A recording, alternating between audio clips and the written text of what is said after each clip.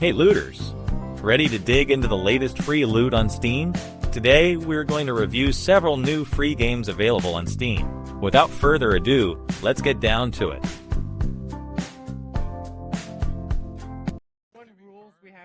If you've ever wanted to blend the thrill of a good bluff with the visceral rush of a first-person shooter, Werewolves Revenge throws both at you. From the moment you step into the dim tavern, you're surrounded by a living cast of over 100 distinct characters, each with their own agenda and powers.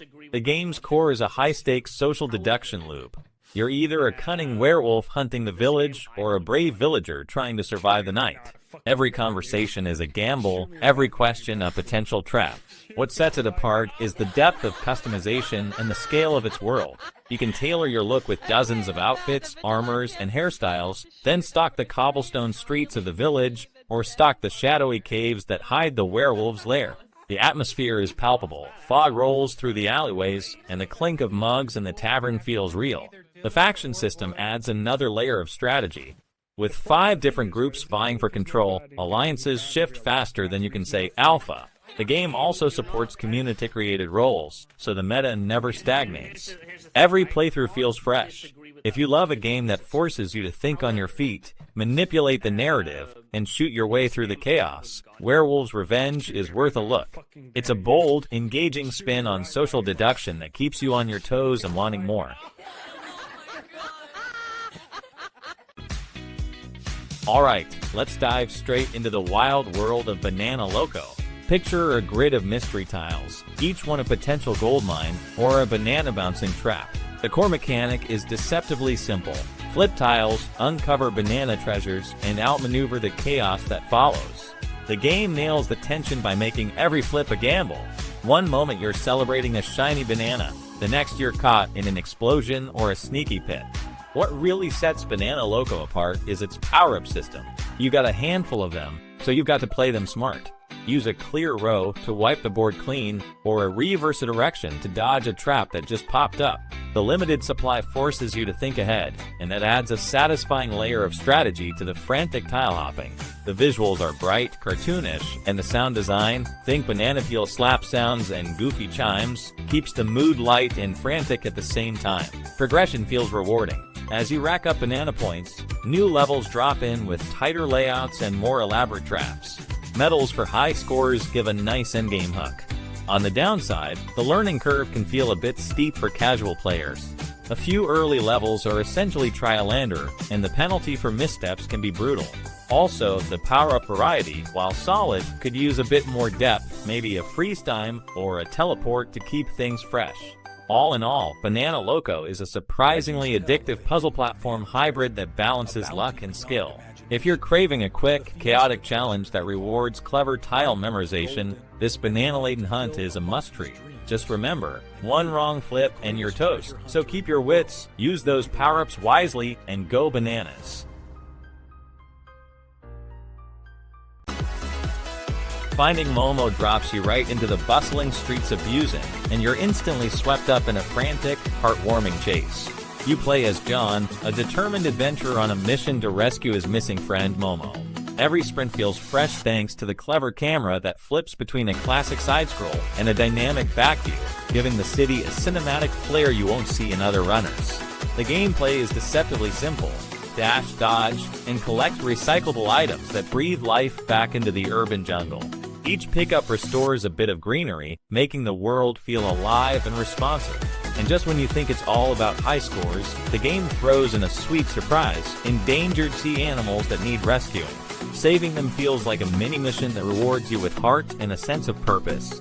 Visually, Finding Momo is a bright, cozy canvas. The 3D environments capture real coastal and cityscapes with a charming, colorful palette that feels both authentic and whimsical. Characters are endearing, and the art style never feels rushed, even as the pace picks up. There's also a touch of personalization. Unlock character skins and custom gear as you progress, adding a layer of personal investment to the adventure. The game's single-player focus makes it accessible for casual players and indie fans alike, while the environmental narrative keeps the stakes high and the motivation strong. At its core, Finding Momo isn't just another runner. It's a reminder that caring for the world and for the friends we love can be as thrilling as a high-speed chase. If you're looking for a game that blends fast-paced action with a meaningful message, this is one you'll want to keep running through.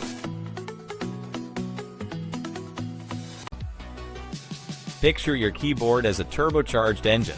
Each keystroke you fire, whether it's a quick email, a midnight game log, or a long essay, fills your invisible fuel tank and sends your neon-lit car barreling down endless highways. The game's core is simple yet addictive. Type faster, go farther, and leave a streak of glowing exhaust in your wake. The interface is clean, with a transparent window that stays on top of everything else. You can browse the web, stream a movie, or finish a spreadsheet while your car cruises through deserts that burn like a sunset, forests that pulse with bioluminescent lights, and cityscapes that flash with holographic billboards. Every new environment unlocks as you hit new mileage, keeping the scenery fresh and the motivation high. Customization feels like a dream. Build a garage, swap out wheels, paint your ride, and even tweak the sound of the engine. It's a small but satisfying layer that turns a simple typing mechanic into a personal expression of style. There are 2 modes of play. For the casual, the ambient soundtrack and relaxed pacing make it a perfect companion while you work. For the competitive, the leaderboard pushes you to out-type your friends and claim the top spot. It's a neat balance of chill and challenge. In short, turn typing into a road trip, and you'll find yourself reaching for your keyboard just to hit the next milestone. The concept is fresh, the execution polished, and the replayability surprisingly high.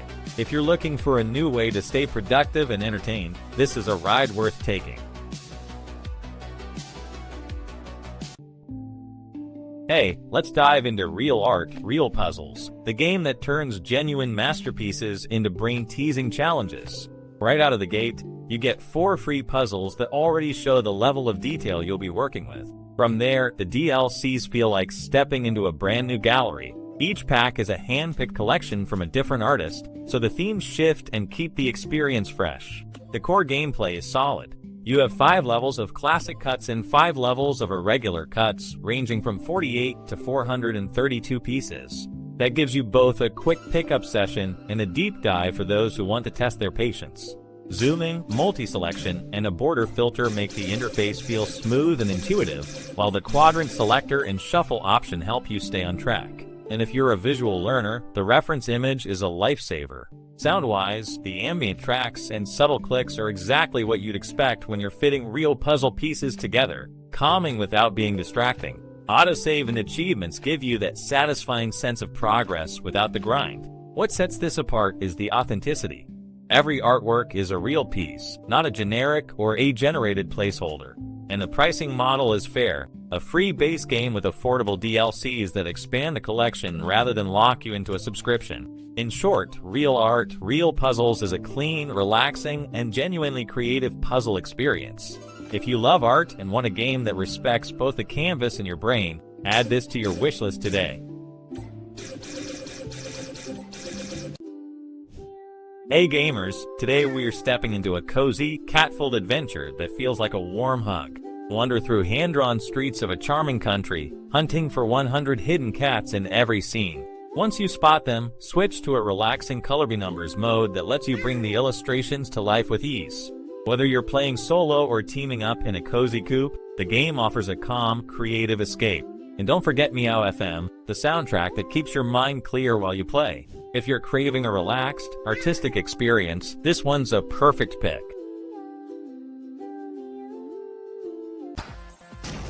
Welcome to the ring of exploding judo, a frantic, one-and-own brawler that turns every grapple into a potential blast.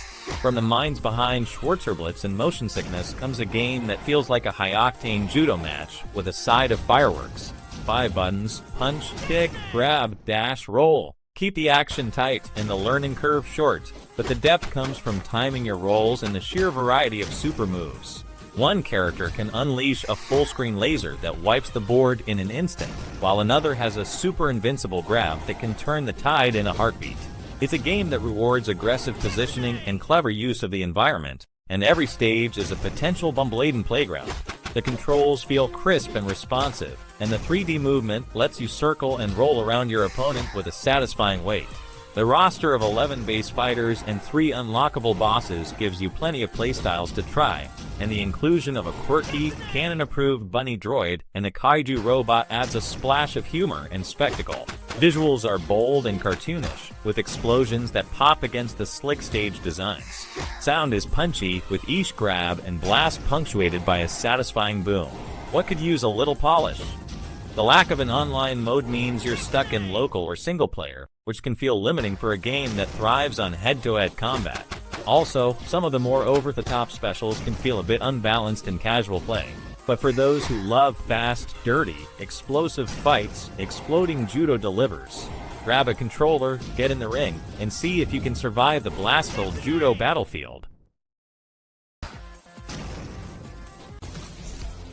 Etheria drops you straight into a world where humanity's last hope is a digital dreamscape.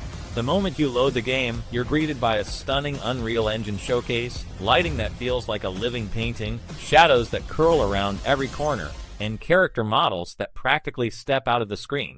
It's not just pretty. The combat animations flow like a choreographed ballet, each strike lit up with effects that make every hit feel earned, not spammed. What sets Etheria apart is its take on turn-based combat. Forget the stale, pick a move, wait for the enemy loop. Here you're handed a full deck of strategic tools, real-time commands, dynamic camera angles that shift to emphasize the drama, and a sandbox feel that lets you reorder your team on the fly. You can throw together a squad of Animus, each with their own anima powers, and then tweak their skill sets with a ton of shell equipment and ether modules. The result is a battle system that rewards creative combos and punishes reckless play. The PvP arena is where the rubber meets the road. Matches run non-stop, with a roaring crowd that's almost audible through the audio mix, and you'll find yourself refining your strategy against other hyperlinkers who are just as obsessed with optimizing their builds. It's a high-stakes dance of tactics that keeps you on the edge of your seat. And if you're looking for a story, Etheria has one that's almost cinematic on its own. A global freeze forces humanity into a virtual refuge, but a virus threatens the very beings that protect it. You'll meet a roster of quirky characters, a coffin-carrying Reaper, a punk hacker, a Soulflame Empress, and together, you'll unravel a mystery that feels like a late-night sci-fi thriller. In short, Etheria is a visual feast, a strategic playground, and a narrative adventure all wrapped into one. If you love deep combat that feels alive, a world that's both gorgeous and dangerous, and a story that pulls you in, this is a game you'll want to keep on your radar. Super safe spelunking takes the classic spelunking formula and amps it up with a fresh, chaotic twist. From the moment you step into base camp, you're handed a toolbox of weapons and a map of entranceways that promise something new every time you dive in. The game's procedural generation keeps the caves feeling fresh. Each run throws a different mix of biomes at you, from luminous crystal caverns to slick, firelit chambers that look like something out of a sci-fi dream. Combat is where the game really shines. You're not just digging, you're battling remnants of a long-forgotten corporate workforce that still haunt the tunnels. Switching between weapons on the fly keeps the action dynamic, and the variety of enemies, some that just stare, others that explode, keeps you on your toes. Don't forget the traps. A single misstep and the walls could turn into your personal demolition squad. Upgrades are a core part of the experience. Every run you earn experience that can be slotted into your character's skill tree, letting you choose whether you want to sprint faster, swing harder, or just survive the onslaught. The upgrade system is intuitive, and the sense of progression feels rewarding without becoming grindy. Overall, super safe spelunking blends procedurally generated depth with fast-paced combat and meaningful upgrades. It's a solid pick for anyone craving a quick, chaotic descent into a world that's always a little different on the next playthrough. Frontier Outpost drops you into a deserted military base where every shadow feels alive and every door could be the last. In just a couple of hours you'll run, hide, and fight your way through rooms that seem to shift with a mind of their own, all while the story slowly unravels a child's curiosity turned nightmare. The game's core is survival horror, but the tension is kept high by limited resources, sudden scares, and a soundtrack that lurches you into the unknown. It's the first horror title from a solo developer who taught themselves Unreal Engine, and while the mechanics can feel rough, the passion behind each level shines through. The developer's note is clear: This is a learning project, a stepping stone toward bigger, scarier experiences. If you're a fan of tight, atmospheric games and want to support indie talent, Frontier Outpost is a short but unforgettable ride. Hey everyone, thanks for sticking with me through this. If you enjoyed what you saw, hit that like button and consider subscribing so you won't miss any of the next adventures we're about to dive into. Take care, and I'll see you in the next video.